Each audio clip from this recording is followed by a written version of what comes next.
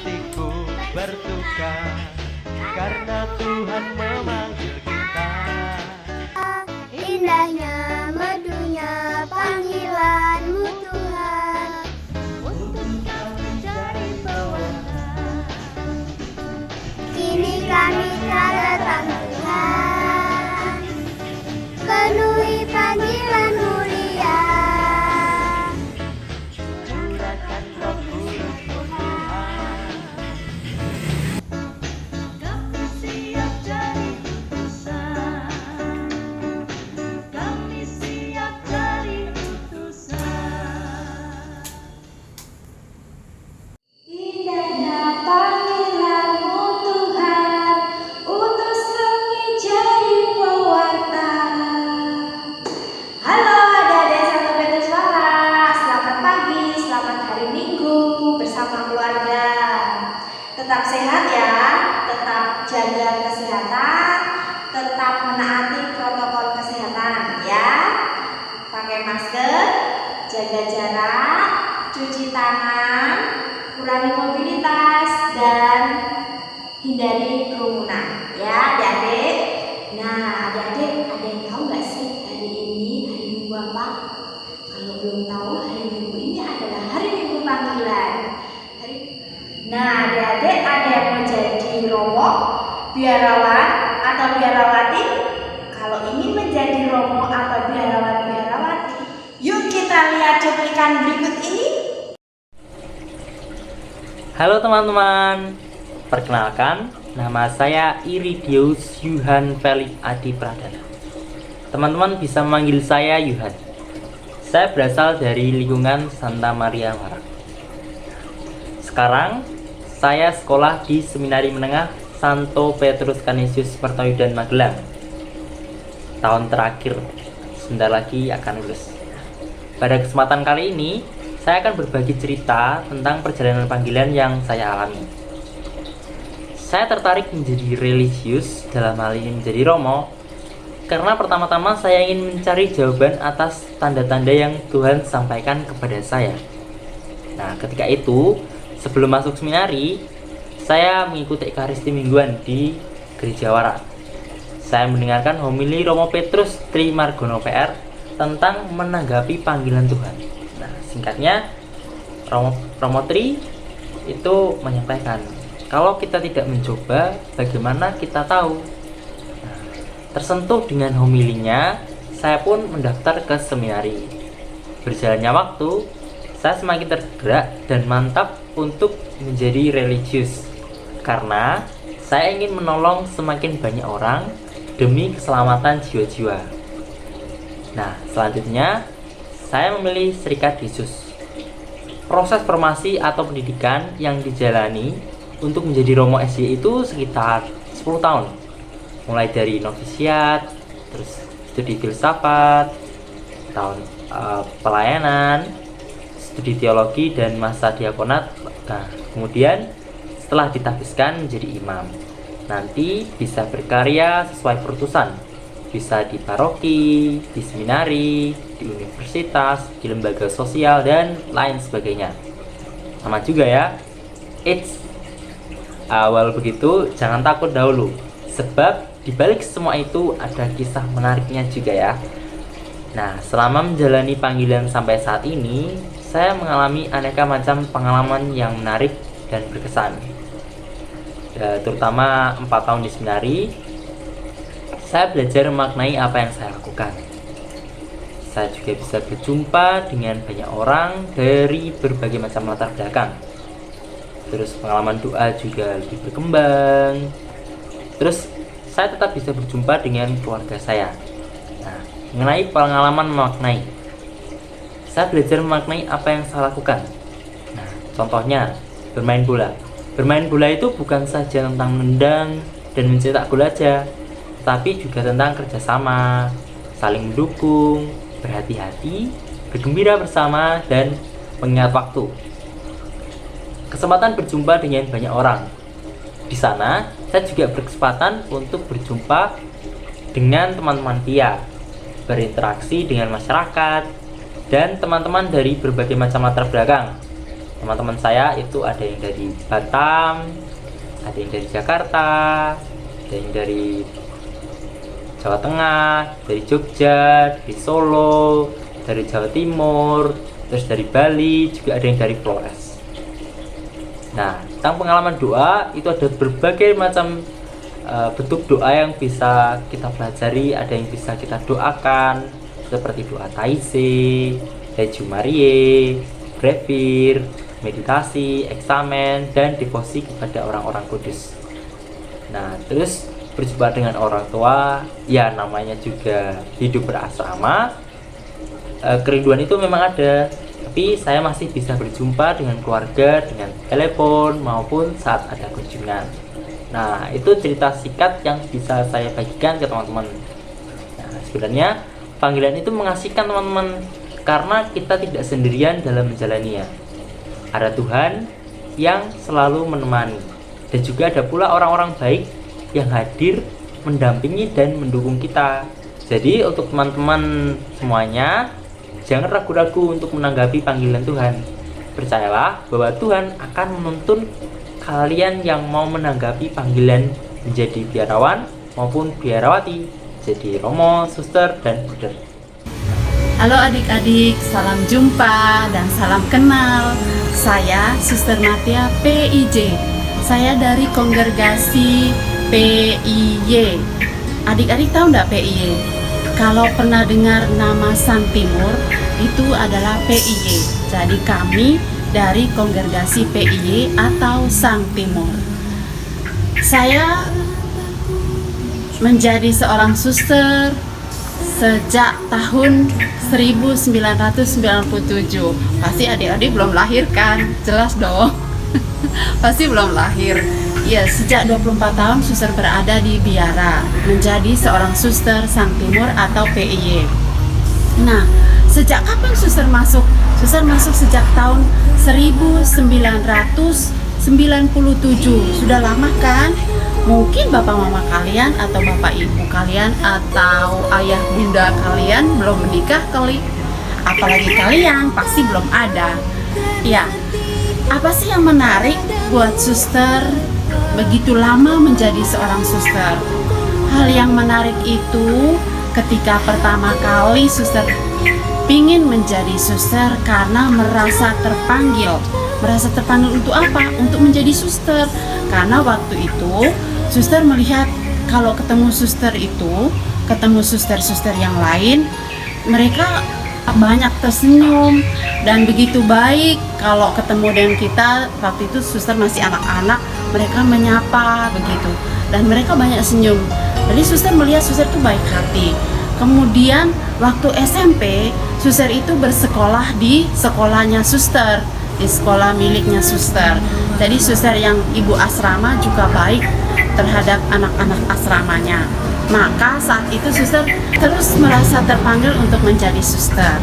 Kemudian waktu SMA, ketika itu waktu suster mau ke gereja. Nah, di dalam gereja suster melihat seorang suster yang berpakaian seperti ini, bajunya coklat, medalihnya tulisannya Manete Inme, kemudian kerudungnya putih. Jadi suster merasa melihat suster itu kok tertarik sekali karena bajunya coklat, bagus dan panjang lagi. Suster suka pakai baju-baju panjang. Nah, itu yang membuat suster tertarik. Kemudian hal yang menarik dan hal yang mengesan selama perjalanan suster menjadi suster sampai saat ini, yaitu ketika suster itu berada di, misalnya di suatu tempat seperti saat ini suster berada di Banyuwangi. Banyuwangi itu di mana adik-adik? Di Jawa Timur. Suster berada saat ini bertugas di Banyuwangi, Jawa Timur. Seorang suster itu harus bisa diutus atau bertugas dimanapun diberi kesempatan untuk bertugas oleh pimpinan. Seperti suster pernah tugas di Kalimantan, di Jakarta, di Malang. Saat ini suster berada di Banyuwangi. Dan suster bertemu banyak orang, banyak anak, kemudian suster juga punya banyak teman. Jadi dimanapun suster tidak takut karena kemanapun suster pergi, di sana pasti ada rumah yang harus disinggahi. Dan senang deh pokoknya jadi suster itu, bahagia banget. Jadi adik-adik, Suatu saat nanti kalau kalian mau jadi suster, ayo itu coba pasti punya cita-cita untuk menjadi pastor atau bruder atau suster. Ya, semoga kalian bisa menemukan panggilan hidup kalian jika nanti sudah dewasa.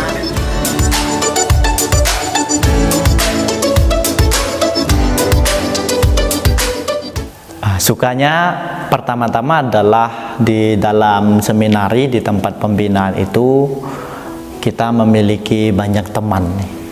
Jadi teman-teman seperjuangan, teman-teman sepanggilan, kita semua saling mendukung, saling memberi masukan, saling membangun agar saya menjadi terus berkembang, dan teman saya juga.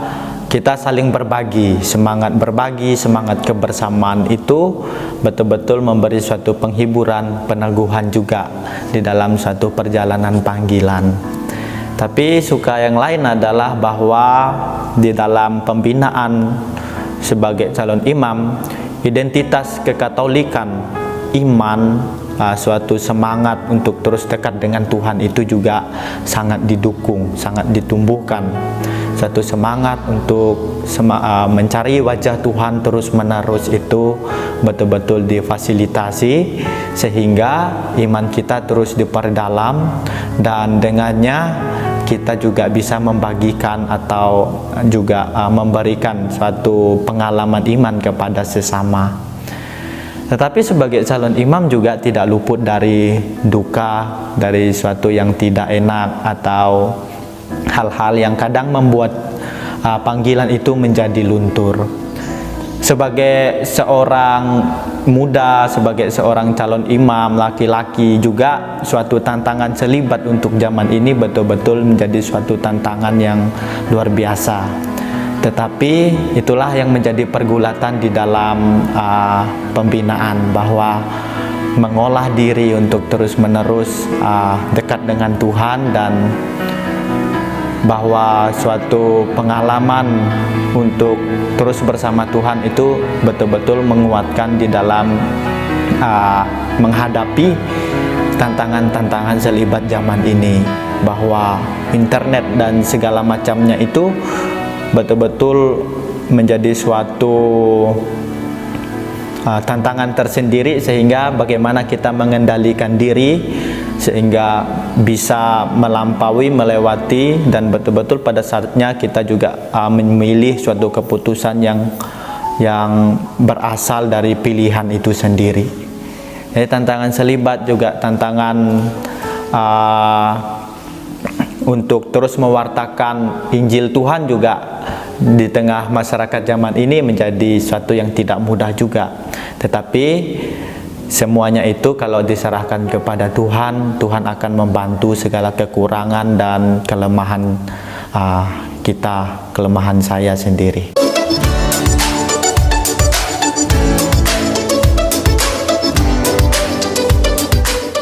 Harapan untuk anak-anak muda, ya saya berharap bahwa teman-teman sekalian juga punya ada suatu semangat, gairah untuk juga menjadi sebagai seorang calon imam, sebagai frater, sebagai imam.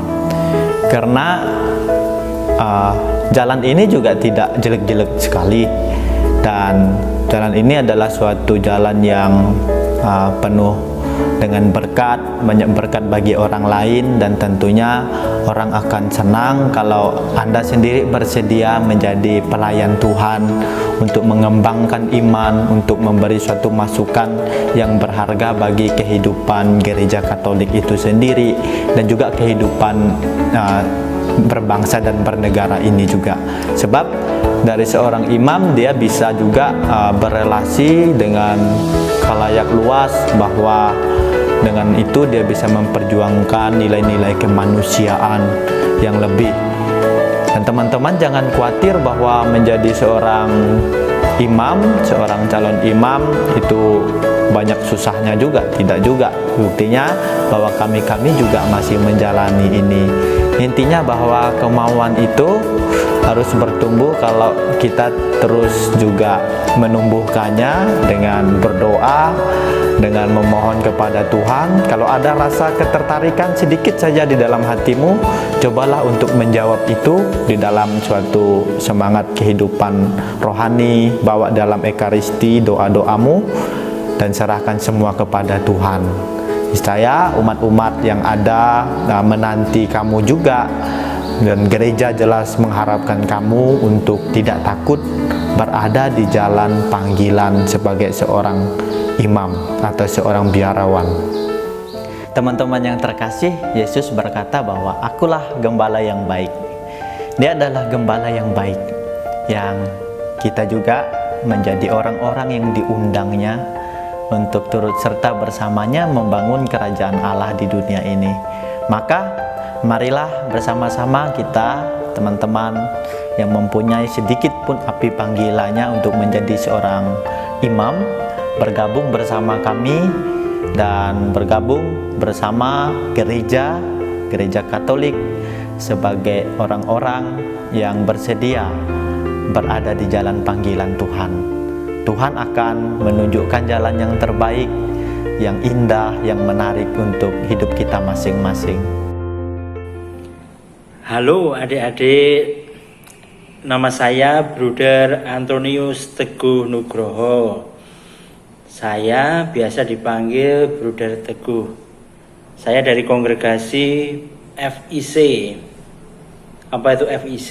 Yaitu para Buddha yang berlindung pada Santa Perawan Maria yang terkandung tak bernoda. Nah, para Buddha FIC salah satu komunitasnya ada di Muntilan yang paling dekat dengan Warak sini, yaitu di Jalan Kartini nomor 2. Nah, di sana Buddha Teguh tinggal bersama 15 Buddha yang lain. Buddha Teguh berkarya di Percetakan Pangudiluhur Muntilan, di sebelah SMK Pangudiluhur Muntilan. Selain itu, Buddha Teguh juga sedang menempuh studi S1 di Sekolah Tinggi Seni Rupa dan Desain.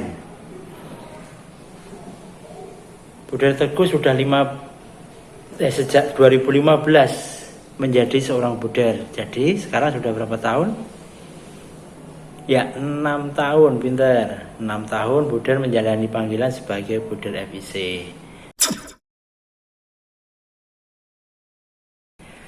Hal yang membuat tertarik menjadi seorang biarawan. Saya memasuki lingkungan atau dunia biara itu pada usia 30 tahun, yaitu usia yang sudah matang.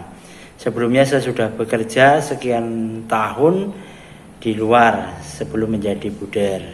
Nah, yang membuat saya tertarik untuk menjalani hidup membiara yaitu bahwa menjadi biarawan biarawati itu hebat loh. Mereka hidup membaktikan diri, berkarya untuk orang lain, untuk sesama, untuk gereja. Jadi mereka tidak egois memikirkan dirinya sendiri. Itu yang membuat Buddha tertarik. Kenapa Buddha memilih panggilan hidup menjadi seorang biarawan, yaitu menjadi seorang Buddha. Proses perjalanan menjalani panggilan yang menarik, yang berkesan bagi saya, salah satunya yaitu pada saat awal-awal mau masuk menjadi Buddha, di mana kami para calon saat itu memasuki masa orientasi. Kalau adik-adik sebelum masuk sekolah itu kan ada MOS ya, masa orientasi sekolah. Kalau kami para Buddha ada yang namanya capos atau calon postulan. Jadi kami para calon postulan pada saat itu, pada waktu itu Buddha diminta untuk berjalan kaki dari Ambarawa ke Salatiga, kemudian ke Boyolali, Klaten, Prambanan, Jogja, akhirnya di Muntilan. Selama kurang lebih 1 minggu Buddha harus jalan kaki dan bekerja. Jadi kalau siang kami diminta untuk mencari pekerjaan, saat itu Buddha diminta untuk menjadi seorang, pernah jadi tukang kuli bangunan, kemudian pernah juga Bunda diminta untuk jadi timer angkot, jadi tukang nyari-nyari angkot, nyari-nyari penumpang begitu di terminal semacam itu. Waktu yang saya dapatkan dengan susah, sayang dong kalau saya harus melepaskannya. Itu yang membuat Bunda tetap bertahan, tetap setia menjalani panggilan sebagai Buder. Nah, pesan untuk adik-adik yang memiliki ketertarikan untuk menjadi calon biarawan, biarawati, baik itu Romo, Bruder, Suster, siapkan dari sekarang ya. Harus ikut kegiatan-kegiatan di gereja. Sekarang kegiatannya sekolah minggu, PIA. Nanti ikut OMK, nanti ikut misdinar. Jangan pernah jauh dari gereja. Harus rajin ke gereja, harus rajin berdoa biar menjadi anak yang baik. Oke? Shalom. Oke, selamat pagi anak-anak, adik-adik yang dikasih Tuhan dan mengasihi Tuhan. Apa kabar? Semoga sehat, semangat, dan selalu bahagia. Kenalkan, dan tentu saja semua sudah kenal dengan saya loh.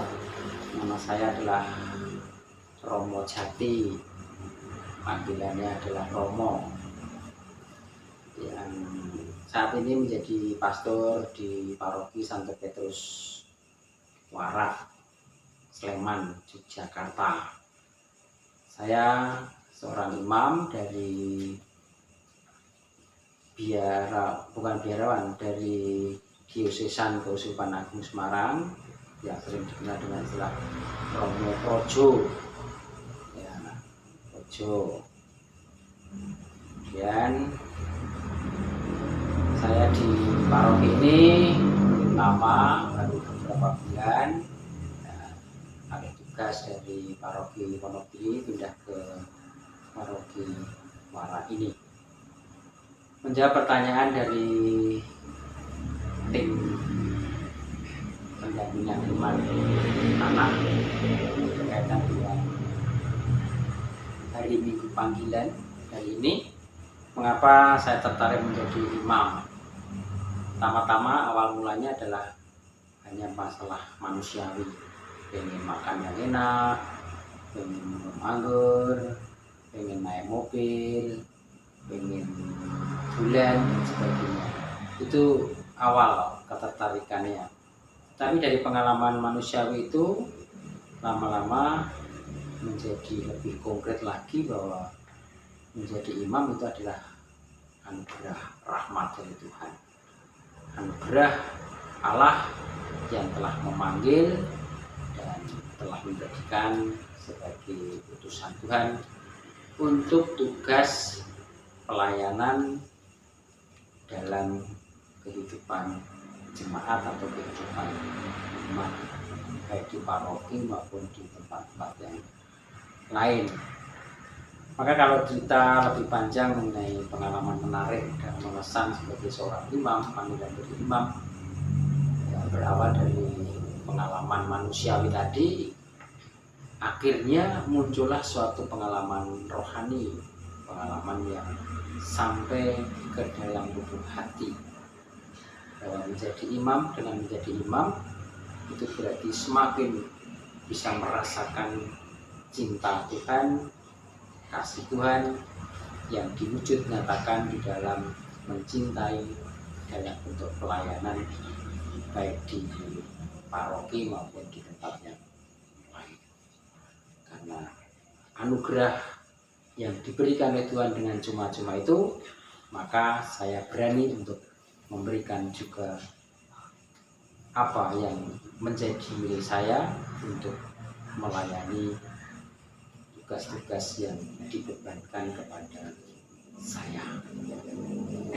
Semakin banyak orang yang peduli, berbagi, dan memfasilitasi, sehingga dengan mudah kami bisa mewujudkan apa yang menjadi harapan, dari cita-cita untuk tumbuh dan berkembangnya gereja. Maka dari pengalaman itulah membuat kami semakin yakin bahwa menjadi imam itu adalah suatu anugerah yang membahagiakan. Adik-adik tidak tertarik untuk menjadi imam? Tentunya mesti tertarik, ya, karena menjadi imam itu adalah luar biasa, ya, sangat membahagiakan, sangat membuat hati menjadi senang, dan bisa numpak motor, ya, bisa numpak mobil, ya. Tapi bukan karena motor dan mobilnya itulah, itu hanya sebagai sarana di dalam pelayanan menjadi imam. Maka sebagai ajakan, saya mengajak adik-adik semua untuk melihat kembali pengalaman-pengalaman dicintai dan mencintai Tuhan. Dan akhirnya mari saya mengajak Anda untuk menanggapi bisikan roh, bisikan suara hati, panggilan Tuhan, sehingga kita berani juga untuk menjadi imam, biarawan maupun biarawati. Menjadi imam seperti saya, atau menjadi biarawan seperti Buder, menjadi biarawati seperti suster, dan semua itu tidak lain adalah untuk memuliakan Tuhan, meluhurkan nama Tuhan, dan demi keselamatan jiwa-jiwa manusia. Oke, itu yang bisa saya sampaikan. Terima kasih. Selamat jumpa lagi. Berkah dalam. Saya tunggu. Ayo kita berduyun-duyun, berbondong-bondong untuk mempunyai cita-cita sebagai seorang imam biarawan. Terima kasih. Selamat pagi. Nah, adik-adik sudah lihat ya tadi sharing pengalaman atau proses perjalanan mereka. Tadi ada dari seminari, ada Kak Yohan, terus ada Frater Deo, terus ada Buder dari FIC, Buder Teguh. Yang selanjutnya ada Suster Matea, PIJ dari Kongregasi Sang Timur. Yang terakhir adalah dari Romo Paroki kita, yaitu Romo Jatim. Nah, semoga adik-adik yang menonton hari ini dapat mengikuti jejak mereka, ya. Sekian sekolah minggu hari ini, sampai bertemu pada acara sekolah minggu berikutnya. Dadah, selamat hari Minggu.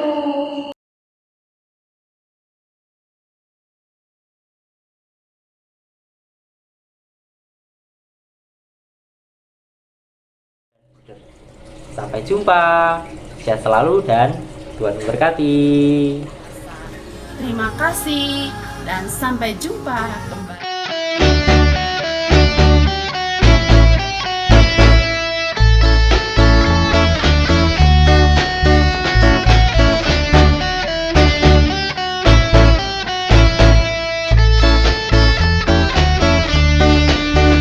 Hatiku gembira, hatiku bersuka, karena Tuhan memanggil kita.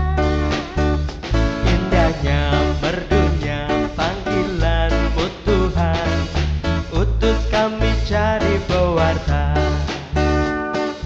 Kini kami telah datang Tuhan, penuhi panggilan mulia. Curahkan Roh Kudus-Mu Tuhan, kami siap jadi. Halo teman-teman, nama saya Gaby. Besok kalau saya sudah besar, saya ingin menjadi suster. Halo, nama saya Tika.